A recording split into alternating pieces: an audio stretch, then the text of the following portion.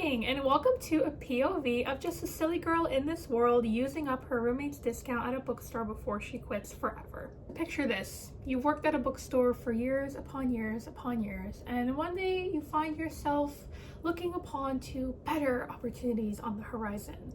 Full-time work, better pay, no more customer service. Well, that was me 2 years ago when I quit my job working at a bookstore.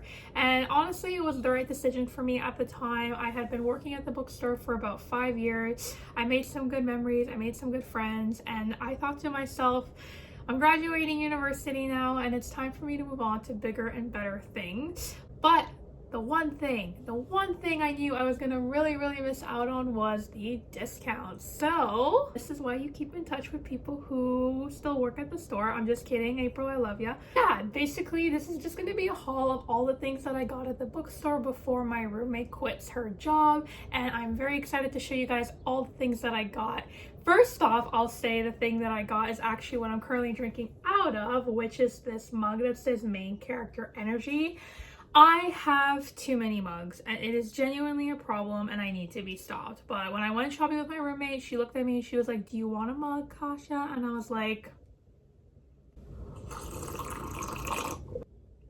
so yeah, anyway, so we're here. This is the mug. It's very cute. It's just, I love it. I feel like it kind of radiates the energy that I at least try to put forth in this world. And I feel like at some point we should all consider ourselves the main character in our own lives. So definitely feeling like it was a really solid purchase. Right, so the next cute thing that I bought, Indigo, that was not book related and also not a mug, but definitely some cute merch that I needed in my life, is this candle. So it says toxic positivity on it, which again, I feel very much is up my alley. It's something that I've tried to not practice the toxic part of it, but definitely try to be more glass half full energy, be more optimistic, because I think I tend to be more of a realist, which some people would say that's a pessimist, but I disagree. I think you can have a little bit of both in your life and still, you know, be a balanced and well-rounded individual. But yeah, I got this candle.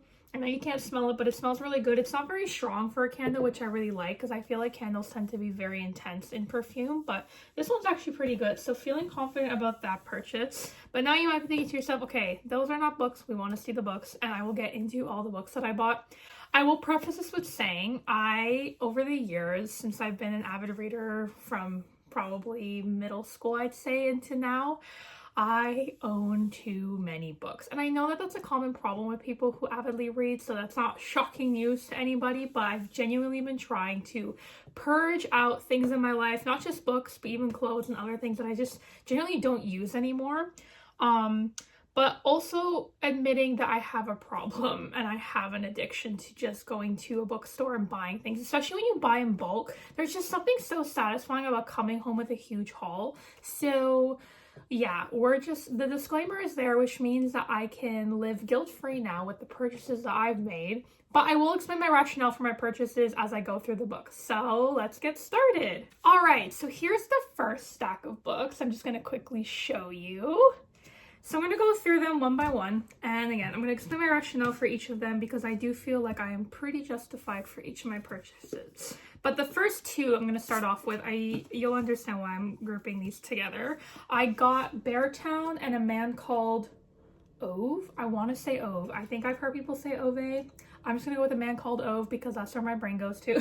And I got Beartown. So fun fact, I've actually already read both of these books and I'm fairly confident that I gave both of them a 5 stars. Beartown, I read the entire series. I think it was like maybe 2 years ago and I absolutely loved it. I was actually loaning out books at the library at the time because I thought to myself, okay, I own too many books. I don't know if I'm going to like Beartown, so I'm just going to use my library, and I absolutely loved it. And ever since that day, I've been meaning to buy the series. I decided to only get book 1 though because I remember distinctly not vibing with the third book as much. So I was like, okay, the first book is more than enough, and if I really love the series, like when I reread it again, then maybe I'll go buy the others. But that's the justification for this purchase. And then yeah, A Man Called Ove, similar deal, absolutely loved it. I feel like Frederick Bachman's writing is fairly unique, and I just love the storytelling he goes into with the depth of his characters. Especially in Beartown, there's such a wide cast and array of people to really get yourself like emotionally invested in with. So feeling good about these purchases, and now I can actually say that I own Frederick Bachman books. Well, actually, what's even cooler is that he came to the bookstore that I worked at, but I'm pretty sure it was either before my time or for some reason I couldn't make it, which is very unfortunate, but it is what it is. All right, so the next book that I got, I would say, is probably the most of an anomaly out of this entire list. And the reason that I say that is because this is a book that I actually have not read ever. I don't really know what it's about, but I've heard a lot about it, and the cover is really nice. So, Talking to Strangers by Malcolm Gladwell is my poison for this choice. Interestingly enough, I just found out this morning through Google that it's a Canadian author, and I'm Canadian, so that's pretty cool. So I have no really clue what this book is about. I actually just started reading it this morning. So I'm about 17 pages in. My preliminary thoughts, what I thought this book was going to be about, like I thought it was going to be more about learning like social skills and how to talk to strangers. So I thought it was like a self-improvement book in that way, but the first like opening chapter talked about police brutality in America, and I'm like, oh, okay, that is a very different route from what we're going to. Still, I'd say equally as interesting to read about, but definitely a lot more devastating, and I think it's gonna pull at my heartstrings more than I anticipated. So we shall see how I go and vibe with this one, but that is currently what I'm reading. We'll see how far I get into it, because I am very much a mood reader, so I don't know how much I'm gonna actually enjoy it, but we shall see. All right, next book on this list is one that I'm very, very, very happy with the purchase, and I'm completely justified because I love this author. I listen to his podcast, I've listened to his books on audio, and I actually don't own a physical copy of any of them. So I've like, okay, I have to buy this book, and I saw it on a table, and I'm like, absolutely yes, and that is Think Like a Monk by Jay Shetty. So actually a friend of mine got me into Jay Shetty, which really fits with the toxic positivity mug, because I used to make fun of her that she was always a very like optimistic person and very just happy and go lucky, and I feel like, again, I'm not as that of a mindset. So she encouraged me to get into Jay Shetty's podcast on purpose, and I now listen to that pretty religiously, whether it's on my commute or going to bed. And I listened to Think Like a Monk on Audible, and 5 stars. Like, his voice is just so beautiful. I love just sitting there and listening to him. Even now, looking at this image on the cover, I can already hear him talking. It's really nice. So I decided to get the book. Think Like a Monk. I mean, in a way, it's very self-explanatory. You're really learning how to calm your mind down, how to really live in the moment and be mindful with a lot of things. And Jay Shetty, I believe, lived as a monk in his younger years, so it's really unique perspective, I would say, in the modern world to hear someone who has that lived experience discuss it. So yeah, very, very happy with this purchase, and hopefully I get to meet him one day. That is the goal. All right, next book on my list, similar story. I watched this author through social media. I actually watched her YouTube videos because she does not have a podcast, to my awareness, and she came out with a book. And usually when it comes to YouTubers, I don't really vibe with their books, but this one is a different story, and you're gonna see why in a minute. But I really liked her YouTube videos, and this is a topic that I'm very passionate about, and that is none other than How to ADHD by Jessica McCabe. I hope I'm saying that right, or McCabe. One of the two. I just want to say, number one, this book is so pretty. Like, look at it. I don't know if it's just because I have ADHD, but there's just something about the colors in this book, and also, like, if you look inside at the format, it's just very cute.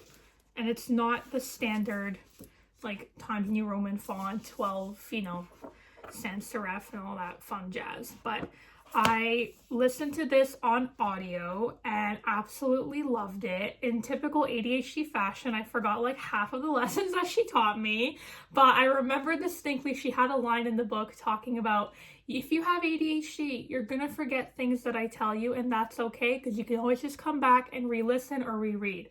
So I thought to myself, great, because I have the bookmarks on my Audible for the chapters that I want to reread and look back on, and I already have a little bit, but now I have the physical copy to follow along with. So very, very happy about this purchase. I've done a lot of reading on ADHD in the last, I would say, probably year. I've really gotten into it, which I can make a whole separate video on because I'm very passionate about the topic. But yes, How to ADHD, great read. I highly encourage it for people who either have ADHD or suspect that they have it, or maybe you have a loved one in your family that is going through ADHD. So whatever that may look like for you, highly recommend. All right, I want to remain on topic. So this next book is the last one in the haul that I feel pretty kind of sort of fits the vibes of everything I've just shown you, and that is none other than Atlas of the Heart by Brené Brown. So this book has been around for a while. Like, I remember when I worked at Indigo, I saw this on the shelves. I thought it was really pretty. If we open up the page, let me try to find something like that is really unique, I feel like, and you can tell it's a bigger formatted book. It's not like your typical, like, I was going to say your typical 8.5 by 11, but that is not a book size. So just your typical book size. This is not that. But if you look at the cover, I think it's really pretty. And this is, again, another book that I listened to on Audible, and I really, really enjoyed it. Brené Brown is a fantastic narrator, just like Jay Shetty. I love listening to their voice. I've watched her TED Talks before after reading some of her, or listening to some of her books. And I thought to myself, okay, if there's any book of hers that I would like to own, it's Atlas of the Heart. And the reason why I say that, the best way I would describe this book to people who are like, what the heck is the Atlas of the Heart? Well, it's essentially a dictionary, I would say a very detailed dictionary, going into the complex and also simple emotions that are in the nuances of our day-to-day lives as humans. Which sounds overly complicated, but I swear it's not. It's literally just a dictionary talking about like the differences between like happiness and maybe peace, or anger and distress. Like, she really goes into the nuances and the nitty-gritty details, because you might think that they're the same, or like I think jealousy and envy was another example of emotions that she really distinctly compared. So it's a really great tool if you are interested in self-improvement, self-discovery. If you're interested in those types of reads, definitely encourage Atlas of the Heart, and now I'm really excited to own a physical copy. All right, we are down to the last two books. So for those of you who know me in my personal life, you will understand, I think, both of these picks because they're very Kasia coded. And I am not upset with this at all. I'm very happy that I got these. One of them I'll have to justify more than the other to myself, but let's get started. Stephen King. Yes, yes, yes. I love, love, love, love, love Stephen King. He is absolutely my favorite author of all time. There is no other author that is truly an automatic buy for me. Like, if I really sit and think about it, there's just no one that compares. He is an author that I will always buy. Will I always read his books immediately? No. But that's a problem for another day to discuss. But this is, I believe, his newest book that's out, and from what I remember, it's a collection of stories. As you can tell, I don't even know what it's about because I just saw Stephen King and I was like, yep, I'm buying this. So it's called You Like It Darker. On the back, it actually says, you like it darker? Fine, so do I. Love Stephen King to death. Similar to Frederick Bachman, I would argue that Stephen King has a very unique voice and a way of narration. It's hard to really understand until you've read a couple of his books, but he really goes into the cast of his characters in depth, similar to Frederick, where you get emotionally invested in the characters. He does setting really well. I feel like you're fully in there with the characters, and he does the supernatural aspect, you know, as well as we know him for. And he has a wide variety of genre as well. Like, if you really like horror, he has, like, you know, his classic horrors like It, Salem's Lot, Pet Sematary. If you're looking for more detective or crime fiction, you can do the Mr. Mercedes trilogy, which I really enjoyed. If you like more of like dystopian supernatural, you can do The Outsider, you can do The Institute. There are just so many different things within Stephen King's bibliography that I feel like a lot of people can enjoy. It's similar to Taylor Swift. I love Taylor Swift, and anytime people are like, oh, I don't really like her music, and oh, she's so basic, like all her songs sound the same. First of all, stop. You are disrespecting our queen. But second of all, the truth of the matter is you haven't listened to anything beyond what they show you on the radio. And it's the same with Stephen King. If you only know like his absolute like most popular books, like again, It, Salem's Lot, Pet Sematary, Carrie, The Shining, these are all horror coded. So obviously you're going to assume that he's only writing horror, but if you actually look at the books that he's written over, I don't know, 40 years this man has been writing now, and we hope he never stops, he has a lot to offer. So love, love, love. Very, very happy. Adding to my Stephen King shelf, which I can give you guys a tour of later, but it is extensive, let me tell you. Drum roll, please. The last book that I have to show you is definitely, like I said, one that I had to justify a little bit, and one that I was actually hesitant about buying, but my friend encouraged me to get it because YOLO, life is short, and she's so right, and that is The Nightingale by Kristen Hanna. I'm just going to preface this with saying that Kristen Hanna is also one of my favorite authors. She's very close to an automatic buy for me. The only difference is that she hasn't been around the game as long as Stephen King, so I think it's unfair to really compare the two. But I actually own The Nightingale, the original copy, which I'll put a picture of here. Just too lazy to go grab it from my shelf, but I absolutely adore this book. I adore her other books, like The Great Alone is probably one of my favorites as well, but this is the 10th anniversary edition. So just to give you guys an idea, like look at these sprayed edges. Like, isn't that just absolutely gorgeous? And then when you open the book, the baby blue, hello? So, do I own this book? Yes. Did I love this book? Yes. Did I buy it again? Absolutely yes. That wraps up all the things that I bought at Indigo before my roommate quit and I wanted to abuse her discount. The way I justified these purchases, because like I said at the beginning of this video, I definitely have an issue with owning too many things, as is evident by the bookshelves behind me, and that's not even all of them. But the primary justification for all these purchases, as you can tell as I went through each of them, most of these books are ones that I've already read and I've already loved. So one thing that I've learned about myself is that I am a very big mood reader, and again, I know that's pretty common in the reading community, so it's nothing special, but I think especially because I have ADHD, like it takes a lot for me to be motivated and interested in something. So it's so much easier on both my wallet and just my mental health to either borrow books at the library or get them for cheap online and just read them in another format before committing to the big purchase of buying the physical copy. Same with audiobooks. There's many audiobooks in my life that I've actually returned, because I've listened to like the first chapter or two. I thought to myself, you know what, no, I'm just gonna return this and get something new that I will actually enjoy.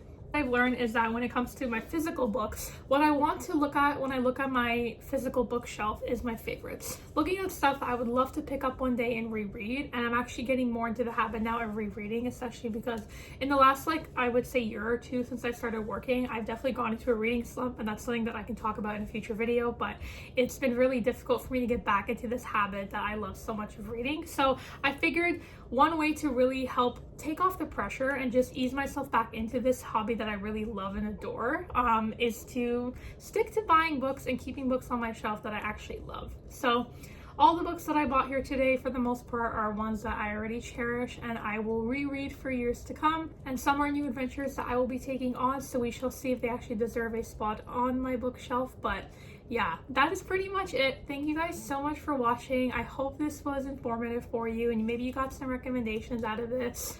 Pro tip, if you know anybody who works in a bookstore and they're also quitting soon, make sure to go on a final shopping spree with them. Your wallet may cry in the short term, but your happiness in the long term is absolutely worth it. And if all else fails, you can always just buy a mug.